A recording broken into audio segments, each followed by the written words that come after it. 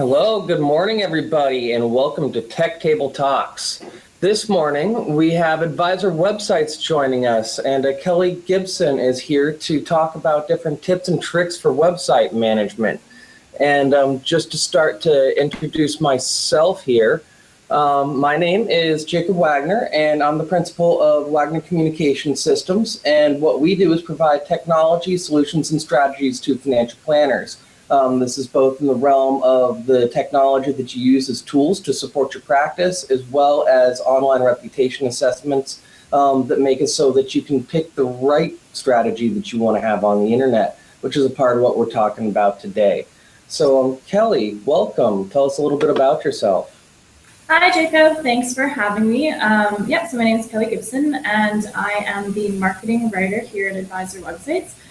We build compliant, beautiful-looking websites for people in the financial services industry. I spend a lot of my day sort of writing about different tips and tricks and tools for how you can get found online, look good online, excellent tools that you can use. So I'm really excited to be here to actually have a chance to kind of talk about these things. Yeah, absolutely. Welcome. We're glad that you're here. And just to kick everything off a little bit, Kelly, can you let us know what's on the agenda for today?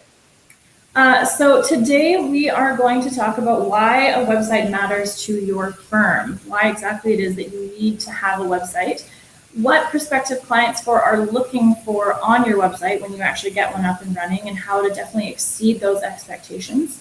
We're also going to talk about how you can turn your website into the hub of your entire online presence, and then go through a bunch of tips and tools in particular for managing your practice and presence online, because the more you can automate things, definitely the better it's going to be.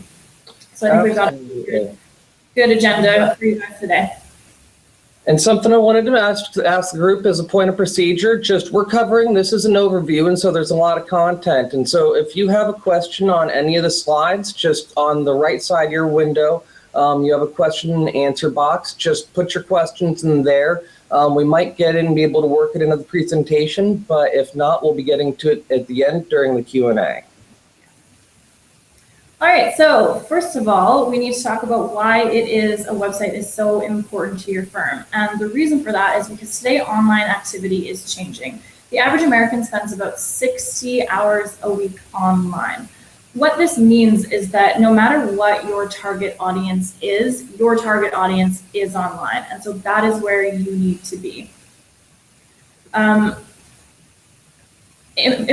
First of all, what this really means is that people are going to Google you. That's the first thing they're going to do. If you are online and they need to find you, a prospect is going to type your name in and they're going to see what comes up.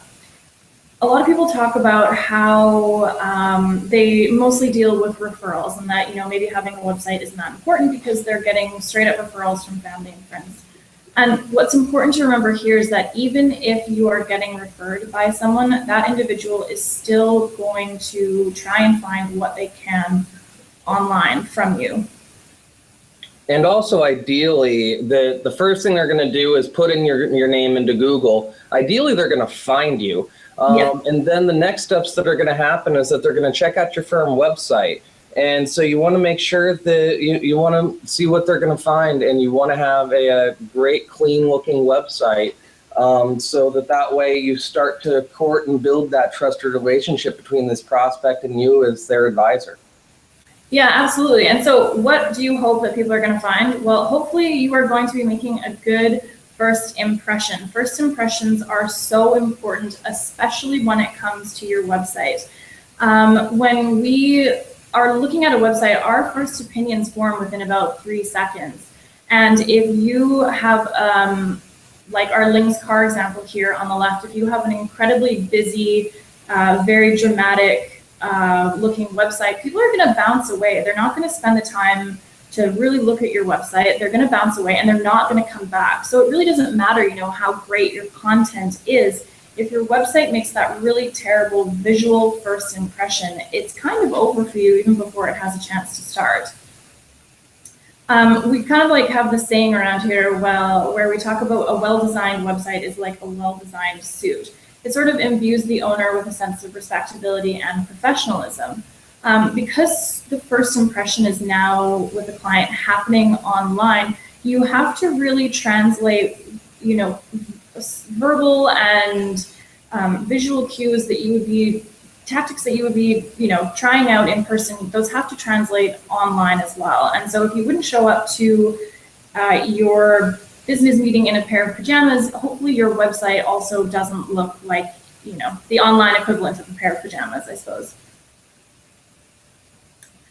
So if you look at, we've got a perfect example of an excellent looking website here on the right from Private Wealth Management. Layout is really beautiful, not a lot of content. It's not an overwhelming site. So it definitely makes a great first impression and gives online visitors the chance to really dive in and take a look and learn about what the firm is all about. So we're just going to really quickly kind of go over a few things that we're going to help your website make that great first impression. And first on the list is the colors that you choose. Colors really set the mood of how your website looks. It could either evoke a kind of warm and inviting feel or a cool and professional feel. Definitely you want to avoid really bright colors like we saw in that Lynx car example. You want to have something that's warm, very nice, and yeah, something that's not really going to like turn people away. We also else that I see in these regards is that it's great to have consistency with your colors, that your colors are a part of your branding, and that by having, 2 to 3 picked colors, that what you can then do is you can take that set palette to a designer, and you can, and as you turn to graphic designers, they'll be able to get off to the races a little bit quicker. And I don't know if anyone's heard of a website called Fiverr. I love it. It's kind of like a virtual version of the dollar store, only everything's $5. And you can get everything from logos to videos made. But you also need to convey what it is that you want built right the first time. You don't get too many revisions. And so having something like, hey, here, these are the cues that I would like, is going to make it a lot more likely that someone's going to come back to you with the product you're looking for. Absolutely. So Jacob, just a second here. It looks like in the comment section, people are only seeing webcam version and there's no slides up. Is there any way? Oh, dear, yeah, let's check on that. Give me a second, folks. Technology, we love it and we work within it, but sometimes it doesn't always work the way that we would like to. Yeah, exactly. And are we looking at it now? Are we looking at the palette slide now? I can see it. Is everyone else seeing slides now?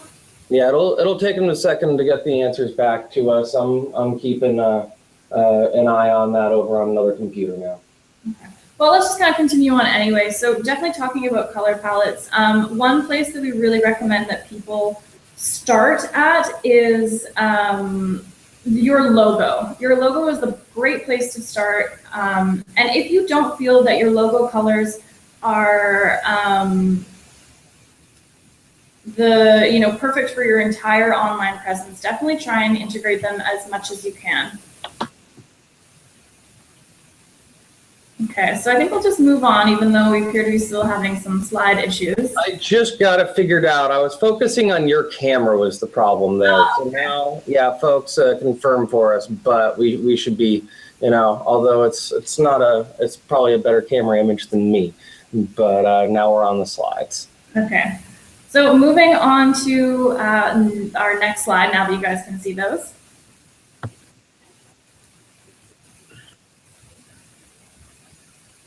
We like to talk about images. So images are really important for what you put on your slides.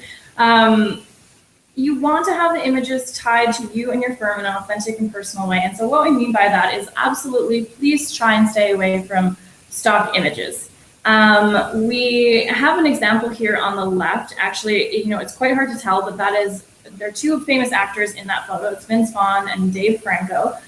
But you kind of can't really tell because it's such an impersonal, cold image that all personality, all warmth, all individuality is really just stripped away from the image. On the left, or on the right, sorry, we have Jennings and Associates. They have a fantastic team photo that really is just so warm and inviting. It really just makes you guys want to pick up a phone, give them a call, because these are the people that are going to be on the other end of that phone call from you. Also, when it comes to images, we try and say that, please try and reimagine retirement. So everyone's retirement looks a little bit different. So if your website has a lot of photos of sort of, the silver-haired couple on a beach, not everyone's retirement is going to look like that. So definitely try and incorporate real photos of real people, especially team photos. That's kind of one of the big takeaways that I'd like to kind of impress upon you all. And something else that I've found with clients is just, making sure to represent your team is mission critical, as Kelly's saying. But also, if you have a theme for your company, if it's, whether it's compasses or Scrooge McDuck, bring them into your website somehow. Bring that into your theming, even if it's just a blog post. But it'll help extend that in-office experience onto your virtual presence. Yeah, absolutely. The point of your website is really, you want a great professional looking website, but you also want a website that really speaks to who you are as a firm and, conveys your unique value proposition as well. And so the more that you can stand out, the more that you look different from kind of every other website, that's really going to be a key component to getting people to stick around and want to learn more about you. And your images are definitely a great way to do that if you tie them to your firm. So next on the list is another important thing that your website should be dealing with. I think we've gone a little bit too far, Jacob. We're on to typography. Which slide? The typography slide, which seems to have disappeared, I guess. Give me a second. Where is the typography slide? It got moved. All right, well, I'll just talk about it anyway for right now. Typography is typography or the type font is definitely something that you guys really need to choose well. So if color kind of sets the mood of your website, then your typography is really going to set the tone. How people can read your message is going to be very important. And so there are definitely different types of fonts that will sort of read very differently to some people. So you definitely want to stay away from a brand font. So if you can remember back to our Lings slide, it used a variety of different veranda fonts, which are not the easiest fonts to read. Whereas a serif font is definitely an easier, smoother, better looking type of font. People can scan it better. I've just put a picture with the cats up here just to kind of really show, exactly how typography can really kind of evoke a type of mood with your copy. So hopefully we are back up and running at this point. We are. I had the camera on you for just a second, but we're on track and the slides are reordered. Okay.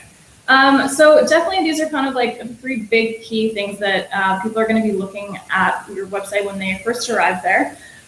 So what else are they going to be looking for, though? Your website is definitely not just about looks. It's going to be a whole lot more that you need to find. So your online presence is definitely more than just your website. So if you can kind of move on to the next slide, which hopefully... Sure, and just something I wanted to say is that my personal opinion here is that you want to sculpt your online presence. That it's something that you don't want to overcommit and have work that is possibly not driving ROI that's hanging over you during the week. But at the same time, you don't want to have too small of a presence and then have either false positives, people have named similar to you, whatever. You need to have enough presence to show up, but you don't want to have more than you can handle. Yeah, absolutely. And definitely we want to talk a little bit about usability as well. So your layout on your website should be making good use of white space. Navigation should be a breeze. Like, these are all little key tidbits that your website really needs to have and be able to function well for your clients to kind of understand who you are as a firm. Yeah, and you just, the thing is that people are expecting to have their hands be held with their user experience at this point. If you have to have someone actually make a decision, the decision they're likely to make is to close the window. Yeah, absolutely. I think we might be back on video again right now. I think it might be on my face this time. I don't think so. Um, guys, can we get a... I'm here. Hi, everybody. Good morning. And I'm going to go back to the screen share here.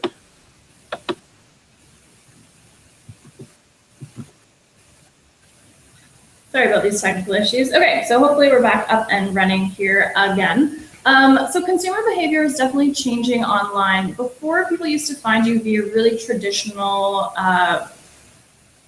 marketing tactics like cold calling and television ads and direct mail campaigns, and they're just not effective as they used to be, because today people are trying to find you via many different methods. So they want to find you on your social media platforms. They're going to find you on YouTube. They're going to be scouring the internet for all kinds of different ways to look at you. And part of this is because in the absence of sight and sound, so garnering our first impression is no longer in person. So we need to kind of make up for that lack of information before we can really trust someone that we have essentially met online, which is why we are going to try and find as many things about you, which is why your online presence is really about more than just your website. So if you head to the next slide, Jacob. Sure. Just so something else that I wanted to comment on, just this traditional method versus today. It's ironic, but we used to use the yellow pages for everything.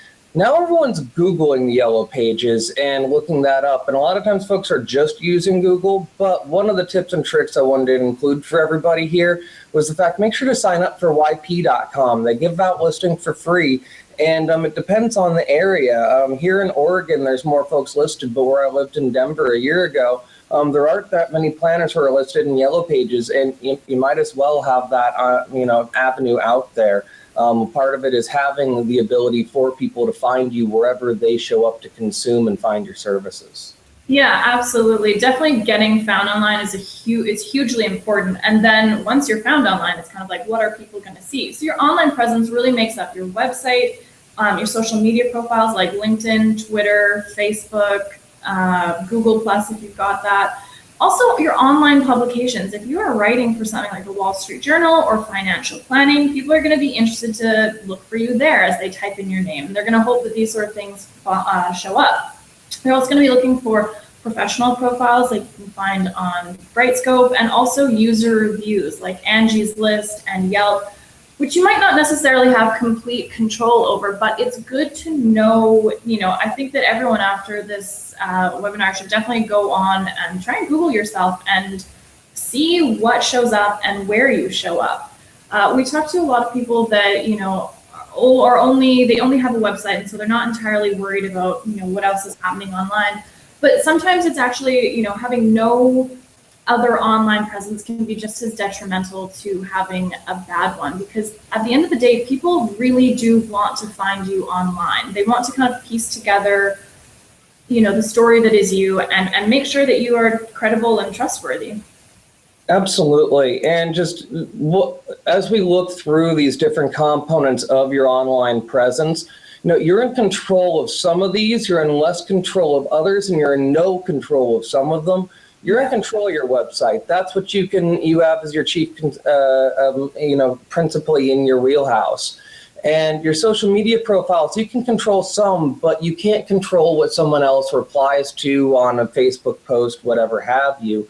And hopefully the reporters are showing you off pretty well as you're getting quoted. But one of the important notes on something like Angie's List or Yelp is that these are third-party review sites, and so that makes it so they are compliant, because you have no part in whether someone goes to these sites to put up a review of you. Also do suffer if that's a poor review. Conversely, on something like LinkedIn, in general, it's a bad idea to have, if you're a regulated individual, turn off all skills and testimonials. That's a really important part of the process. And the other part of this is that, the ostrich strategy isn't an adequate approach. You can't just pretend that the internet's not there and that it's not going on, because, well, you are on the internet, even if you don't want to be. There's these review sites like Yelp. There's also Financial Advisor Network. There's a number of different groups where they'll go in and they're trying to find every planner that they can. They're even going into the SEC advisor search and just listing people. And so you want to know what's out there. You know what people are going to find that's good. You want to know what people are going to find that's bad. But principally, you want to know what they're going to find, and you want to be found. You don't want your online footprint to be either too big or too small.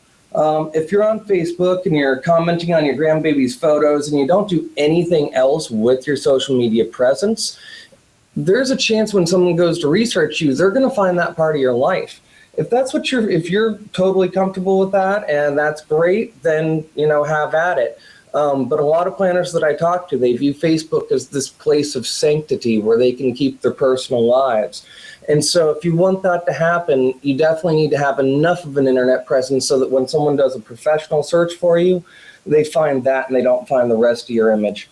At the same time, as I mentioned earlier, you don't want it to be too big or you're going to be sloppy. If you have so many different channels going on that you're not going to be able to maintain the relationships and cultivate, and you've overcommitted, and that actually looks almost worse than not being found.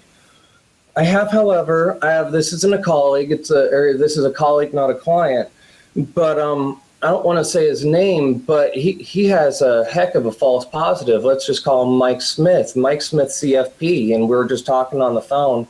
And I'm like, I want to see what your web presence is like. And I looked him up, and I put in Mike Smith CFP into Google, and I found another one. And that means that these two guys are intrinsically in competition with each other. They're in different states, but they're in the same profession with the same name, and so they're almost sharing their internet presence. And you want folks to know that they found you.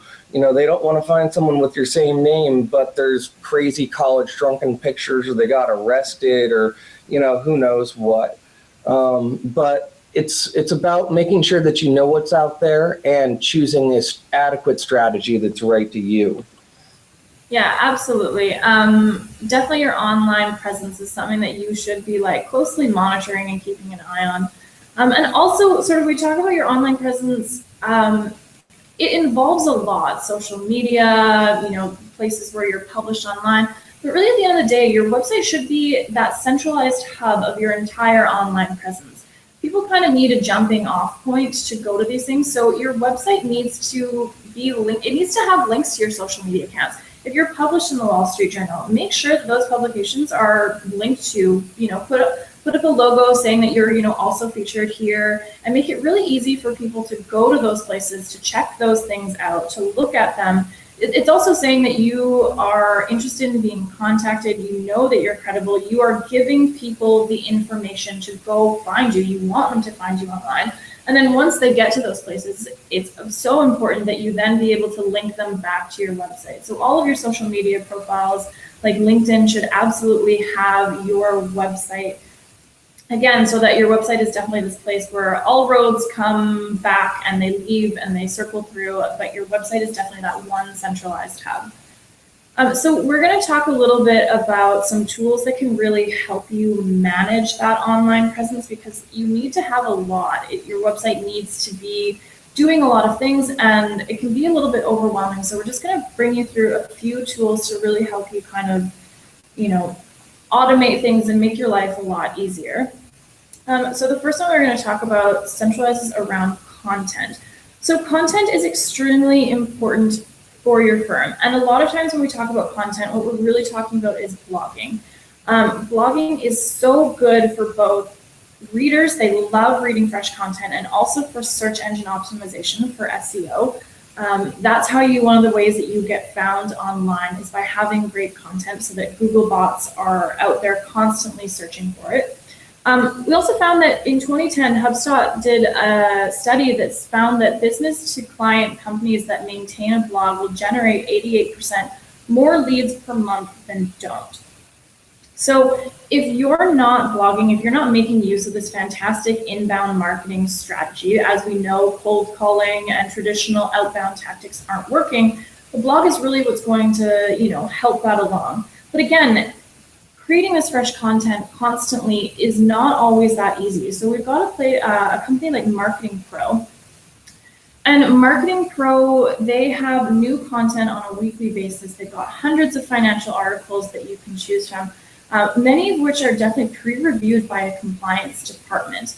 And the great thing about them is that before you publish them to your website, content can be customized, with your logo and your branding. You can edit it to sort of fit your target audience and fit what it is that you would like to say to really kind of stand out again, and just sort of get it out there.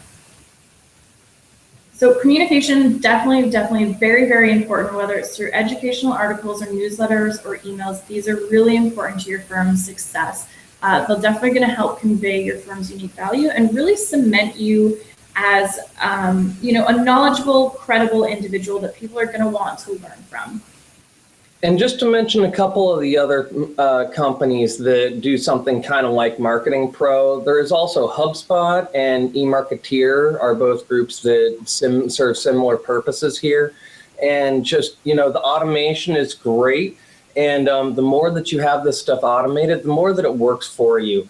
And, that you want some of this to be advantaged with scheduling, but also any interaction that you can have that's a planned interaction that you're building up with clients, like when they get on your list and you have, several emails that you send them. And we'll get to the email marketing here in just a minute.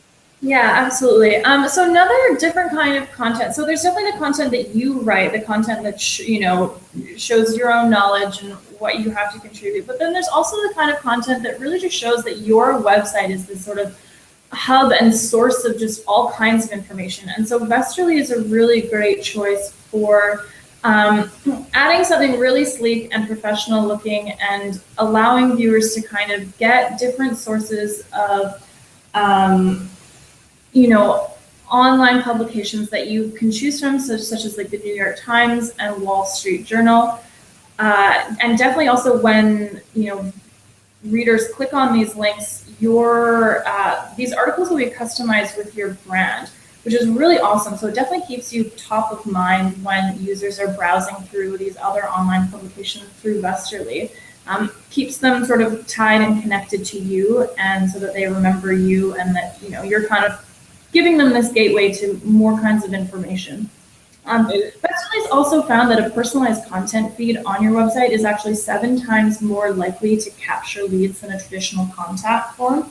So in order to kind of access these feeds, your web visitors are going to have to fill in their email address, which is going to be a great way to kind of get a lead from it as well. And Vesterly services like this are awesome, but they don't replace your personality. No. What they do is that they're a beautiful supporting spoke to your web presence, that your website is the hub for your internet presence, and that this is one of those spokes going out. It's wonderful, but you want to make sure that you're still putting your personality out there. And the other thing about something like Vesterly is that they're letting you know what people are clicking on, what they're sharing. It's branded to you, which is wonderful, but make sure to look at what a lead, if someone comes into your office and they've been using your Vesterly service and they're looking at all sorts of tax articles and they're not looking at your retirement planning articles, you have a little bit of an ability to know where to send that conversation. And that's one of the places that these tech tools can give you insights and leverage. Absolutely. I mean, yeah, like you said, if you're finding people that are, clicking mostly on those articles, then, when you've got some time to sit down and create one of your own articles for your blog, it can be based along, what that people are clicking and really tailor it to your audience. And that's something that, your online visitors are really going to enjoy quite a bit. So definitely content, fantastic. But you can't have great content and then not do anything with it. So we need to really talk about content sharing, modes of content sharing.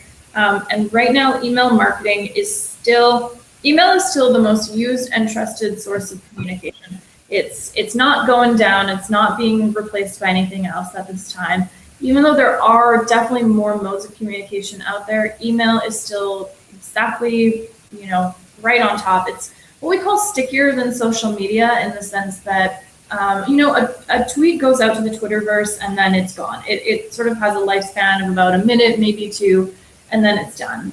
It's also more precise than a blog post. So when you're writing your blog articles, you're kind of, as much as you want to speak to your target audience, you actually don't really necessarily know who is going to be showing up to read those articles. Whereas with your email, you know that you are sending it to a specific list. And this way you can kind of speak to people who you're a little bit more familiar with. But again, email marketing can be time consuming. And so MailChimp provides a really awesome service to get your content out, distribute it perfectly.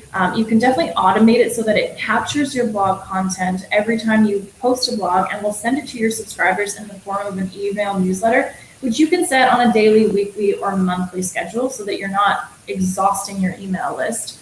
And we use MailChimp here at Advisor Websites, and I'm not, as much as I work for a tech company, I wouldn't say I'm the most tech savvy individual, but MailChimp is so incredibly easy to use and design that you can design your newsletter around your company colors in order to maintain and match your firm's unique branding, which again is also really, really important. And they also have a bunch of great, I want to use the term sanity check, I guess. Yes. If they go in and that they check, and if there's a section on your template that you haven't completed yet, they're actually checking that before sending, that they're also, they'll show you what your message looks like on various devices. And their MailChimp is really great at making the process user-friendly. There's a lot of vendors out there.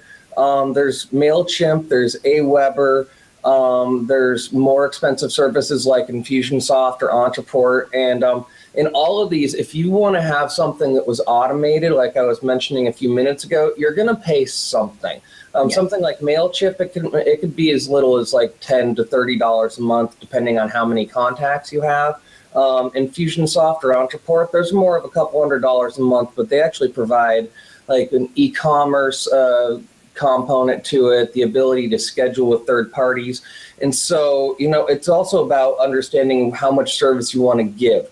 We wanted to suggest MailChimp because of its user friendliness.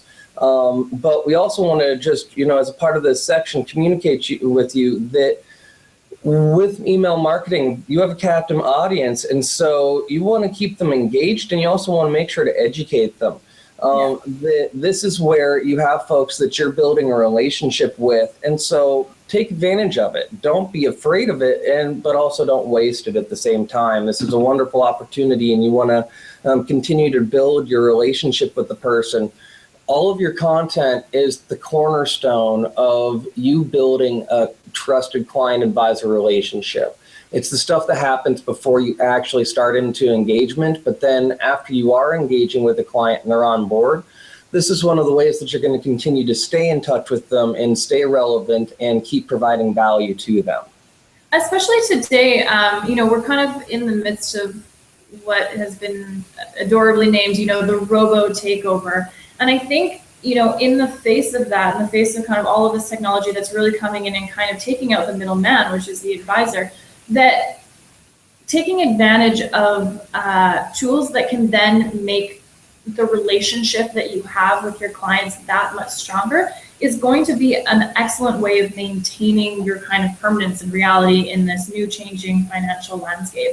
So definitely an emphasis on consumer relations is going to be huge moving forward. And email marketing is kind of one of those ways that you can really maintain that strong relationship. And one last point to email marketing, we're all on a whole heck of a lot of email lists. And I don't know about you guys, but I actually have a separate email address for the ones that I care about enough that I haven't unsubscribed, but I don't want to check every single day. And frankly, I still never check that stuff. It's really important. You don't want to overdo it. You don't want to underdo it. This is why you want to be educating your audience. But if someone isn't clicking on your email, why you want to be watching your statistics, and you're like, okay, this person's just not interested. Get them out of there. Take them off of that list and make another one where it's it's a group that you remarket to once every quarter or 6 months, and just try to send them something of value. But it's not good to annoy somebody. It's certainly not going to build up that trusted client-advisor relationship. So if they're not interested, get them out of there and move on. Yeah, absolutely. So back to content distribution. Definitely email marketing is great, but social media is going to be, it's quite important. again, social media is where your clients spend their time, and not everyone is on every platform. So picking a platform that you think is going to be, best for you in terms of where your target audience is going to be very important, so you can kind of spend your time there. In terms of getting your content out there, it really showcases it to a wider audience than your email marketing can do. Because again, your email marketing is where people have, expressly signed up for that. They've said, yes, I want this content, please send it to me. Whereas social media can be a magical, wonderful tool that, just one person retweets an article that you've written, and it is then thrust in front of all of their followers and people that didn't even know that you were out there. Also, it's really important to have this kind of social presence, because Google has what's called social authority kind of built into their algorithm, which says that if you have an article that is getting a lot of social media likes and shares and clicks, that's going to help rank higher in search engine optimization. And so, it really helps you get your online presence out there and searchable if you have the social media presence. But again, managing these things is kind of time consuming and not always the easiest. So one of the tools that we kind of recommend is definitely Hootsuite. Hootsuite it's a dashboard that allows you to manage all of your social media needs in that one place. So you can view your Twitter, your Facebook, your LinkedIn, all in this one place, and keep tabs on your entire social media presence. It will monitor activities such as likes and retweets, and will allow you to actually schedule your articles in advance to free up times during the day. I know that if you run your whole social media presence, it can be really distracting to have to kind of come in throughout the day to just update things here and there. But having the ability to pre-program basically, so you can fix it and forget it and kind of just check in maybe once or twice, is going to be a really awesome thing for you to get out there. So a couple of comments on Hootsuite and specifically their business model. And with their business model, they're a freemium model. And so you can go to their website and you can sign up for their basic services right after this call. And they have a pro service and an enterprise service. I use the pro, and they're here to make money. And what they do is that one of the features that Kelly just talked about, that scheduling feature, that happens when you start to get into their paid services, but I highly recommend those paid services. One, it does allow you to do this scheduling, and it actually has some algorithms or something in there where it'll figure out the right times to send out a post and tune that so that you're going to expose your tweet to more people.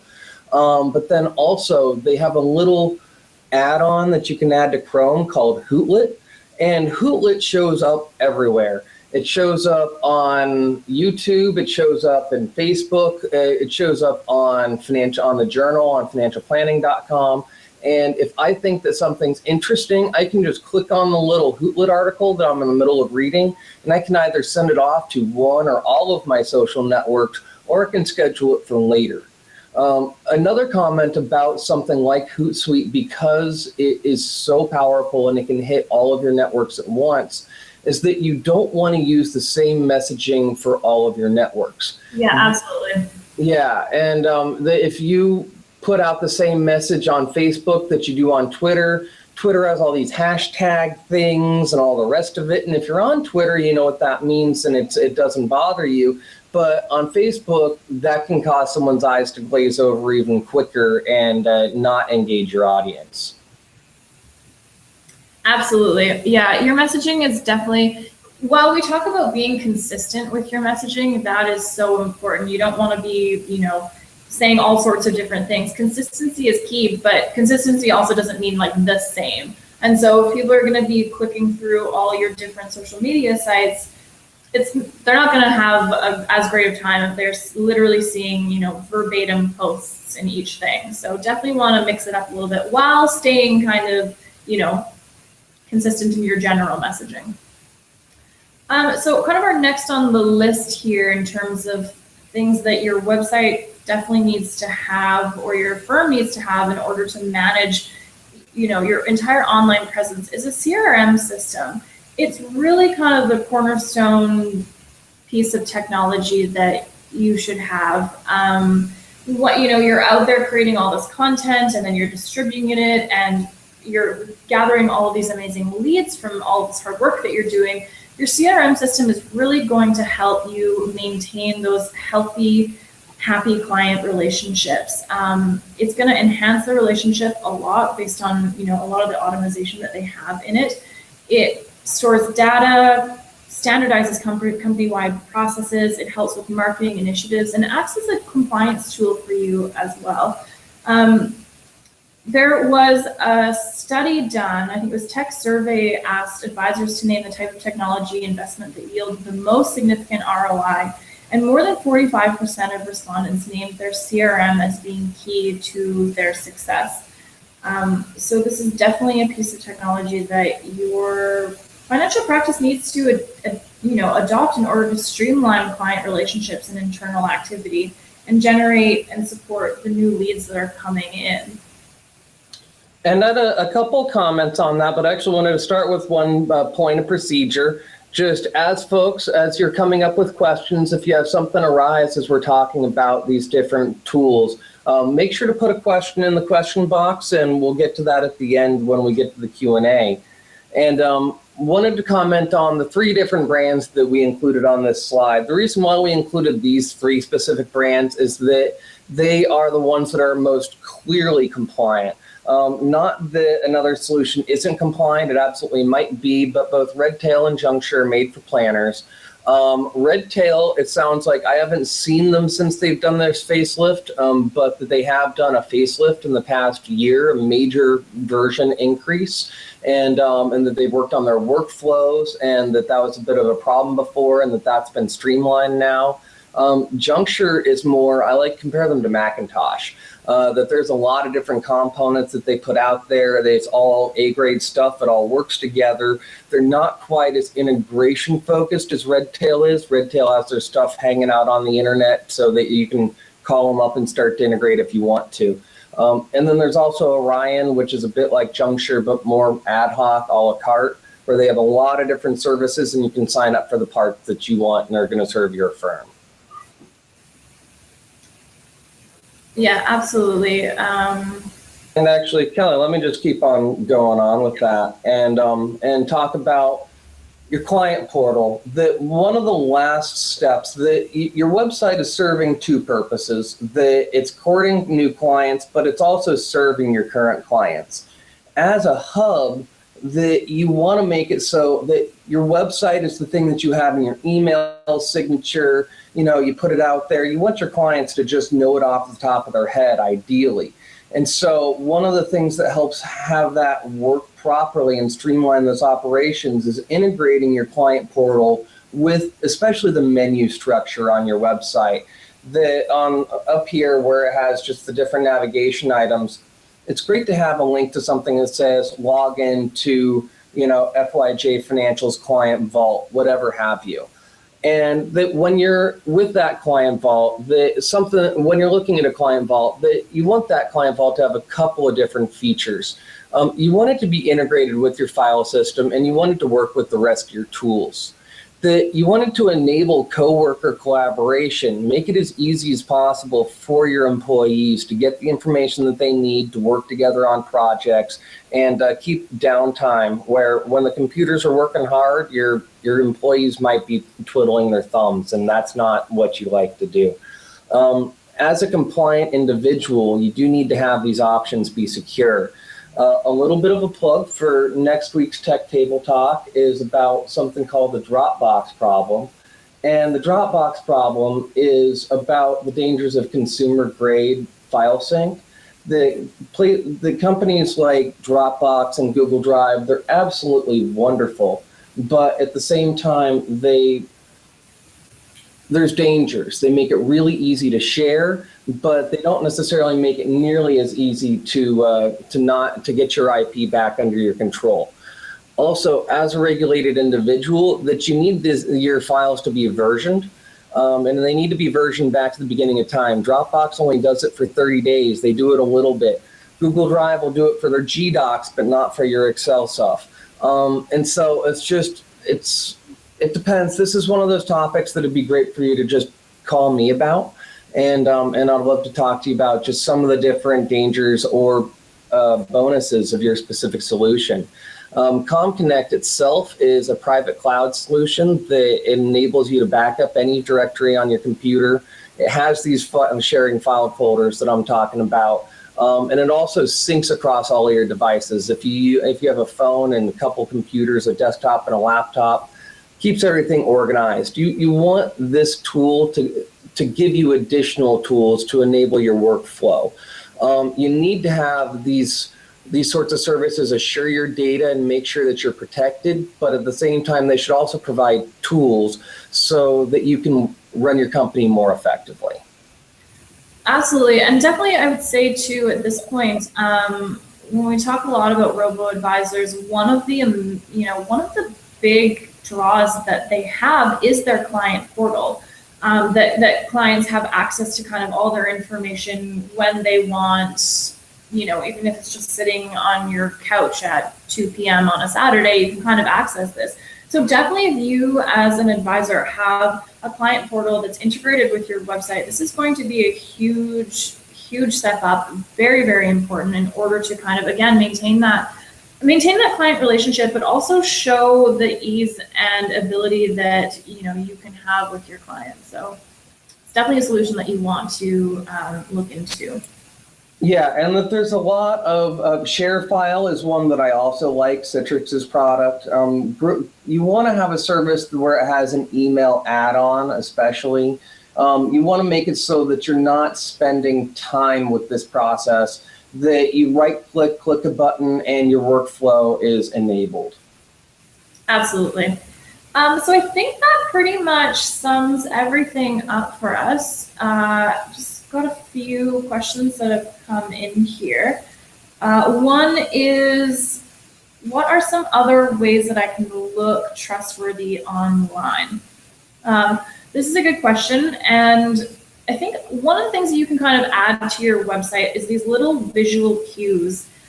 So I talked a little bit about, if you're published in the Wall Street Journal, definitely make sure that you have, that logo up there. These kind of signifiers are going to tell people that you are trustworthy. Another big one that I think frustrates us quite a bit is that the copyright on your website should be up to date. If people arrive at your website and they, scroll down to the very bottom where your information footer is, and they see that, it's copyright 2011, people are going to wonder whether or not you're still in business.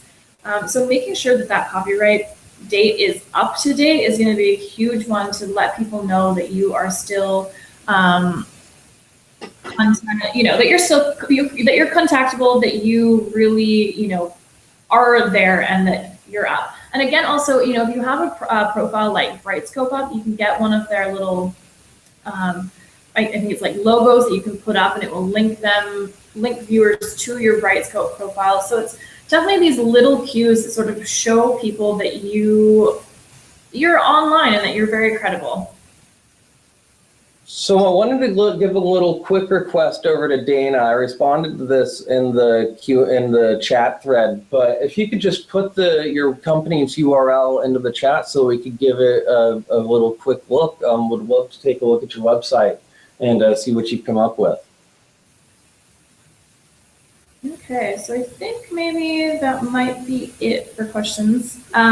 We can definitely send the slides along after this time, because I know we had a bit of a slide mix up, so we'll definitely send those along to everybody. Yeah, and also everybody will be getting a replay that the system will automatically send you a copy of this recording tomorrow morning is how I have it set up at the moment. Okay. And we're still waiting on Dana to get us a URL, but and there is a little delay to the broadcast, Dana.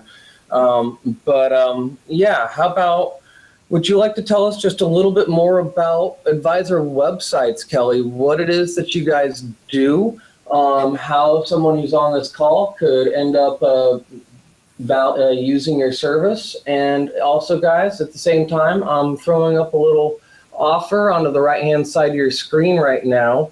And just go ahead and click on that orange button and fill out the data sheet on the next page, and someone from Advisor Websites will be looking at how to help you with having your web presence be even better. Yeah, thanks, Jacob. So we provide website software that is incredibly easy to use and totally customizable, particularly for the financial services industry. We really like to stay away from cookie cutter websites and want to help you stand out online with your web presence. We have a great compliance dashboard. I think that's definitely one of our big important selling features is everything is very much automated in our dashboard. So if you are, if you're having a blog like we talked about and you are creating all of this great content and you need to get it approved, it's really just as easy as a click of a button. You kind of copy and paste your content right into the dashboard. It gets sent to your compliance department. They look at it and it comes back and everything is like perfectly in order in the way for you to maintain all your content, but still within keeping of the confines of compliance. Definitely another thing is we've talked a lot about these tech tools here, and Advisor Websites actually integrates with a lot of them. So we integrate with Marketing Pro, we integrate with Westerly and MailChimp and Hootsuite. And in terms of CRM systems, Redtail and Salesforce, we have a lot of really great, our integrations are definitely a thing that are going to help your website. So something I wanted to comment about that I really like about Advisor Websites, for the most part, guys, I'm a WordPress user, but I'm also a Power user. And so it's just, there's a lot of options and there's a lot that you can do with a WordPress website, but it's probably more than you need it to do in that realm of too little or too much.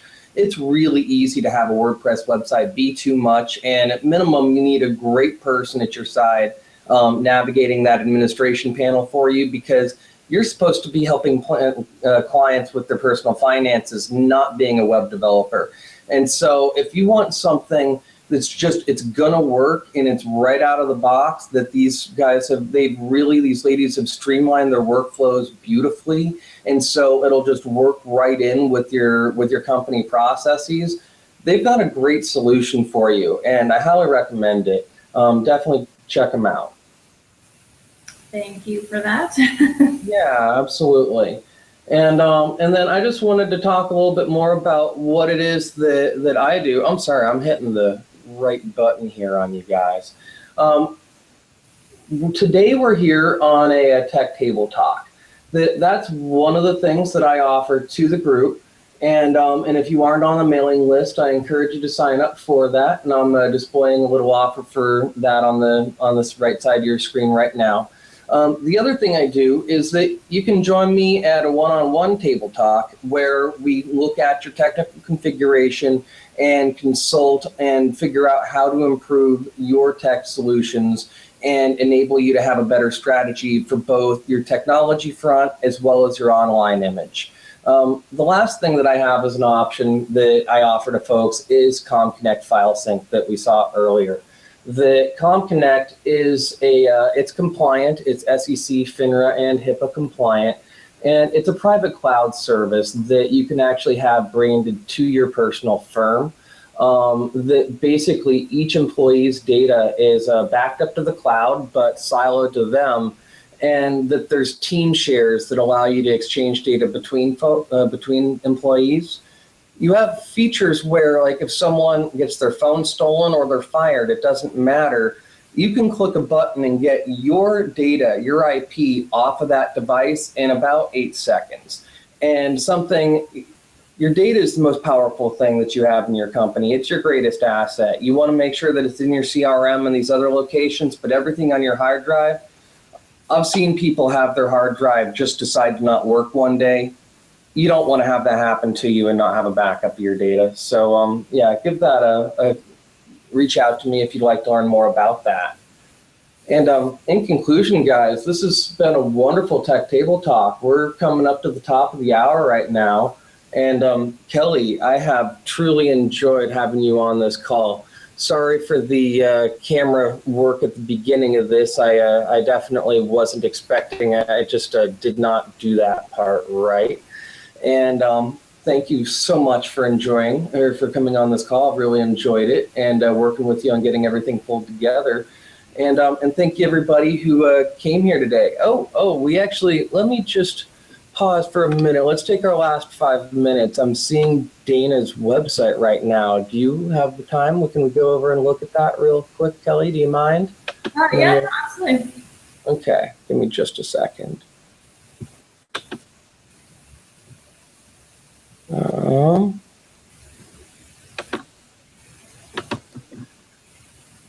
Infinity vision there, guys. It happens when I share my screen sometimes. But let's take a look at Dana's website.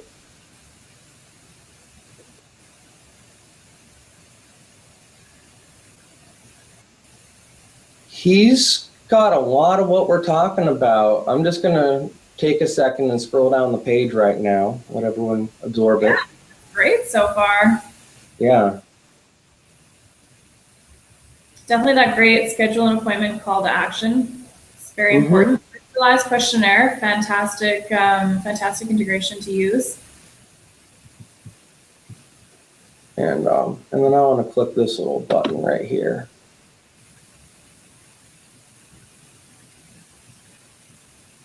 So this is something called Built With. If you guys would like to use this tool, this is good chance this is more tech heavy than you need, but we can tell that he got his website from GoDaddy. What are you building this on right now? Is this like a bootstrap site? Dana, one thing I would like to say just about this, it looks good. I try to make this white space here in this menu smaller. This is your prime real estate right here, and we don't want to have it going into white space. Maybe you can just have it come down. I'm not sure what you built this on. It looks like it's not WordPress and it's not Advisor Websites.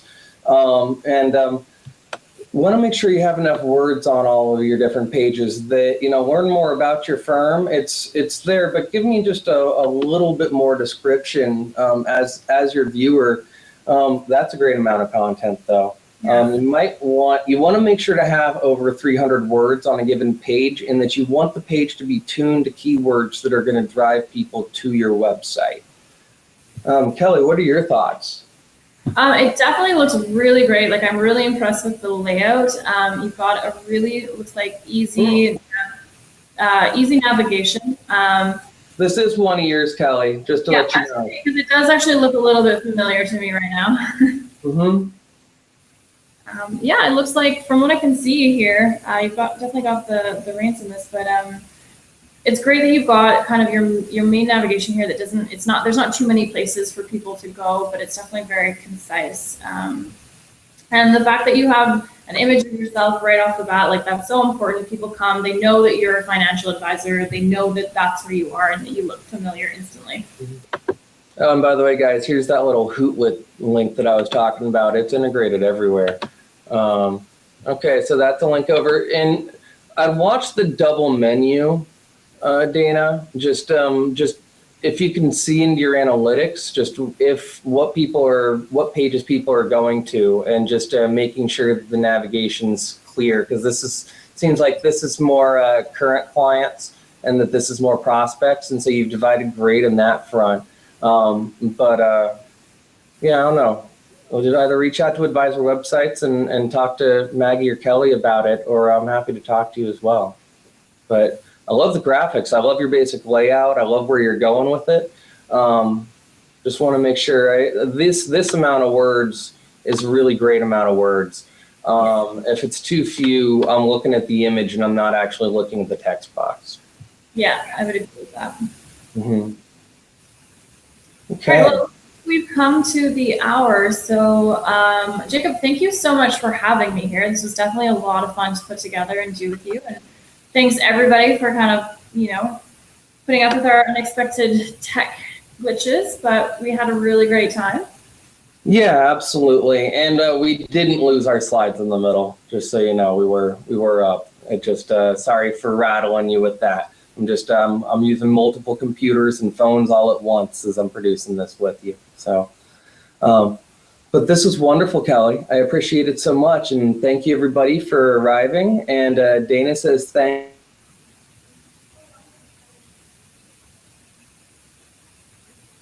take care. Make sure to sign up for the next Table Talk on the Dropbox problem. It's something that you need to be concerned with. And take care. Have a wonderful afternoon, a great day, and see you next time. Take care. Bye.